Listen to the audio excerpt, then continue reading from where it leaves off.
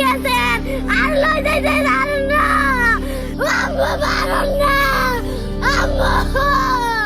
কথায় আছে মায়ের মতন আপন কেউই হয় না, আর মায়ের স্থান কেউ দখল করতে পারে না।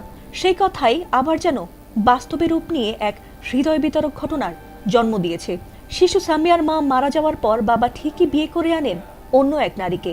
আশা ছিল হয়তো সেই নারী প্রচলিত সৎ মায়ের মতো না হয়ে আদরে ভুলিয়ে দেবে ছোট্ট শিশুটির মা হারানো বেদনাকে, কিন্তু সেই সৎ মা উল্টো এমন নির্যাতন করেছে যা সইতে পারেনি শিশু সামিয়া।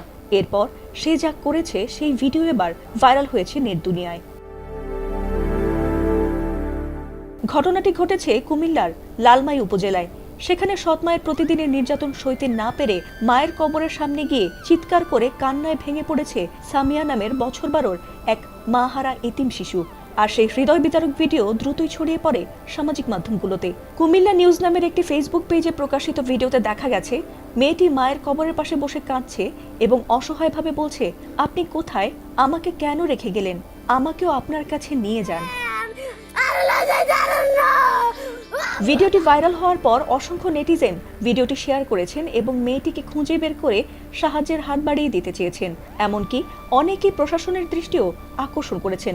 আর তাতেই ঘটনাটি আমলে নিয়ে দ্রুত ব্যবস্থা নেন লালমাই উপজেলা নির্বাহী কর্মকর্তা উম্মে তাহমিনা মিতু। পরবর্তীতে মঙ্গলবার শিশুটিকে সহ তার সৎমা আয়েশা আক্তারকে উপজেলা নির্বাহী কর্মকর্তার কার্যালয়ে হাজির করা হয়। এ সময় তিনি দেশবাসীর কাছে ক্ষমা প্রার্থনা করে ভবিষ্যতে এ ধরনের আচরণ না করার প্রতিশ্রুতি দেন। এ নিয়ে ইউএনও উম্মে তাহমিনা বলেন, শিশুটির সৎমা আয়েশা আক্তারকে 1 মাসের জন্য সতর্কতামূলক সময় দেওয়া হয়েছে। এ সময়ের মধ্যে যদি পুনরায় এমন কোনো অভিযোগ পাওয়া যায় তাহলে তার বিরুদ্ধে আইনানুগ ব্যবস্থা গ্রহণ করা হবে। প্রশাসনের এমন দ্রুত পদক্ষেপে সন্তুষ্ট হয়েছেন স্থানীয়রা। একই সঙ্গে শিশুটির নিরাপত্তা ও সুরক্ষা নিশ্চিত করতে সংশ্লিষ্ট কর্তৃপক্ষের ধারাবাহিক নজরদারির দাবিও জানিয়েছেন এলাকাবাসী। ফাতিমা সুলতানা, এটিএন বাংলা।